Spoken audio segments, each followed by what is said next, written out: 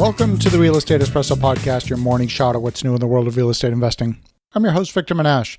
On today's show, we're talking about magic. My friends, Jarrett and Raja, are magicians. They live in Las Vegas and they've had a magic show at the Stratosphere Hotel. They've been semi-finalists on America's Got Talent. They've been featured frequently on the TV show Masters of Illusion, and they've even appeared on the TV show Shark Tank. Now, folks, I'm sorry to disappoint you when I let you know that the canvas booth, when it goes up in flames and the girl disappears from the booth and appears seconds later across the room floating in a water tank inside a grand piano, it's not magic. It's an illusion. Well, folks, magic doesn't happen in real estate either. I get so many questions from listeners that follow the same theme. I see the real estate listings from brokers that assume magic happens. And when I say magic, I mean it's truly magic. Let's imagine that you're running a retail store. Customers come into the store, they buy your product at the retail price, and you purchase the inventory at a wholesale price. Your profit, quite simply, is the retail price minus the wholesale price, right?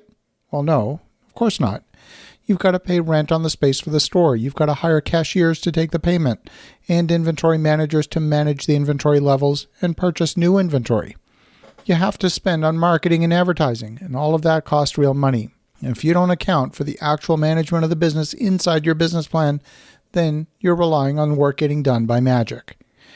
I really want to banish the term passive income from the dictionary because it doesn't exist.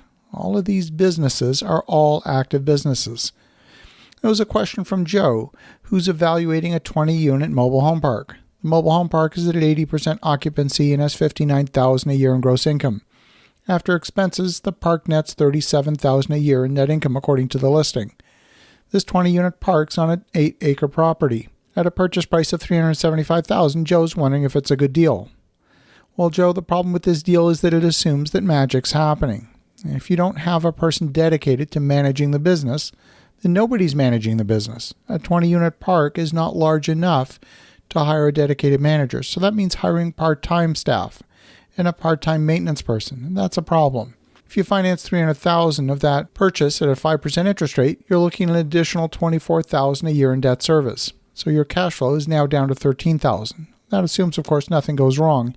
And if you don't lose another tenant, the septic system doesn't need repairs, or the water well doesn't face contamination, you get the idea. So often, I see these financial projections put together based on a snapshot of recent performance. But the problem is that these snapshots are incomplete.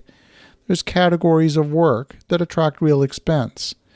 The projection of $37,000 a year in profit and a 10% cap rate is a pure fantasy. There's no money allocated in the expenses for cutting the grass on 8 acres. That amount of landscaping alone is going to cost you nearly $1,000 a month if the grass is cut weekly. The point here is not to dig into the weeds of this particular deal, but to frame the problem. I was speaking with another investor last week who's looking to develop a 50-unit apartment complex. It's in a nice area on a lake. He was looking to get HUD financing for the construction. And I had to explain to him that a HUD project requires that top echelon of people in the industry. That means a HUD-approved architect, a HUD-approved general contractor, a HUD-approved property manager, a HUD-approved lender, and so on down the line. And the problem is, you won't get a HUD-approved property manager to come outside a dense urban market into an area where there isn't a sufficient number of units to fund a single property manager. You need at least 100 to 150 units to afford a dedicated property manager. A 50-unit project would never be economically viable in that situation. Since you won't get a HUD-approved property manager to manage the property, well, then you're not going to get HUD financing. This is another example of a project that's too small to be economically feasible. And last week, I visited a historic manor inn. It's in a wonderful location. It's a historic property. It's in a perfect venue for hosting weddings. It's been beautifully decorated in landscapes. I mean, it's just an incredibly beautiful property. It would attract a high nightly rate during peak season. It's even perfect for hosting corporate retreats. So what's the problem? Well, it only has 11 guest rooms. It's too small to be economically viable. And unless the operator lives on site or nearby, and acts as an owner-operator, the economics don't work. The problem with projects that are too small, they rely on real work happening that isn't allocated in the budget. And when something happens for free in a business, that's magic. And we all know that magic doesn't really exist, it's just an illusion. There's a sleight of hand happening. As you think about that, have an awesome rest of your day. Go make some great things happen. We'll talk to you again tomorrow.